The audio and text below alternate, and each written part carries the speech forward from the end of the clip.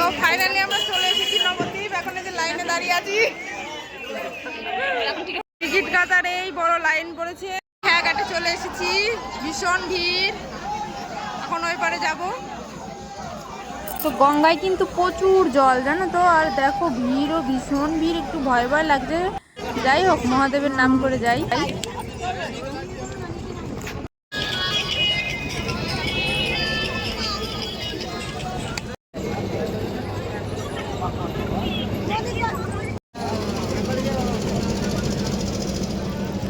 আমার রাজ